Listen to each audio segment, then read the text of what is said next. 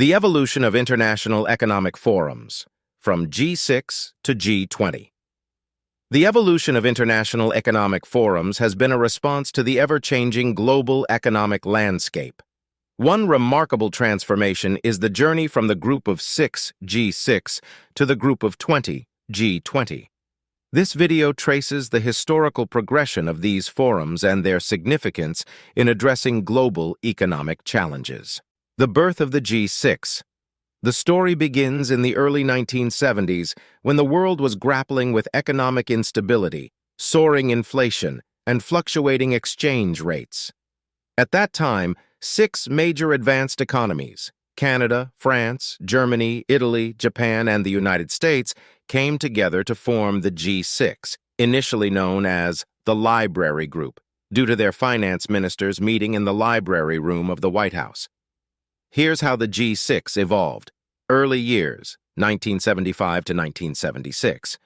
The G6's primary focus was on addressing economic and monetary issues.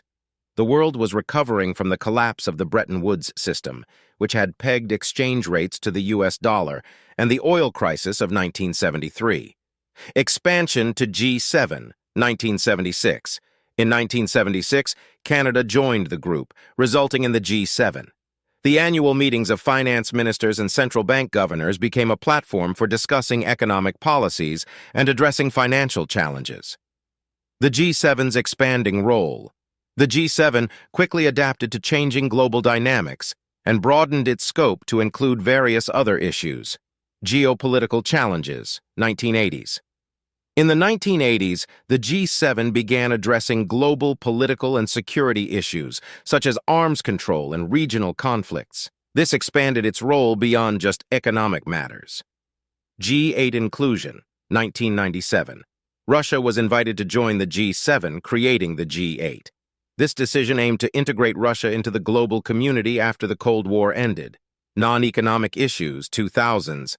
The G8's agenda further expanded to include topics like climate change, infectious diseases, and development assistance. The emergence of the G20. While the G7/G8 played a critical role, it had limitations.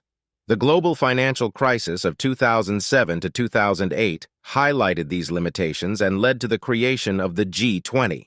The G20, or Group of 20, is an international forum comprised of 19 individual countries like Argentina, Australia, Brazil, Canada, China, France, Germany, India, Indonesia, Italy, Japan, Mexico, Russia, Saudi Arabia, South Africa, South Korea, Turkey, United Kingdom, United States, and the European Union. It serves as a platform for governments and central bank governors from these member entities to come together and discuss and coordinate policies related to global economic stability and growth. The financial crisis, 2008. As the global economy teetered on the brink of collapse during the financial crisis, the G20 was elevated to a leaders level. The G20 Leaders Summit in Washington, D.C. in November 2008 marked a historic moment. A more inclusive forum, 2009. The G20 recognized the need to include major emerging economies like China, India, and Brazil in global decision-making. This inclusivity made the G20 a more representative and effective forum. Expanded agenda, 2010s. The G20's agenda expanded to include topics like trade, development, energy, and climate change. It became the premier global forum for addressing economic challenges and fostering international cooperation.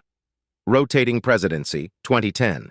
The G20 introduced a rotating presidency system, with member countries taking turns hosting and setting the agenda. Conclusion: the journey from the G6 to the G20 is a testament to the adaptability and evolution of international economic forums. What began as a small group of advanced economies addressing monetary issues has grown into a diverse, inclusive, and influential forum that addresses a wide range of global challenges. The G20's role in stabilizing the global economy during crises, such as the financial meltdown of 2008 and the COVID-19 pandemic, underscores its significance in today's interconnected world. As the global landscape continues to evolve, the G20 remains a key player in shaping international economic governance.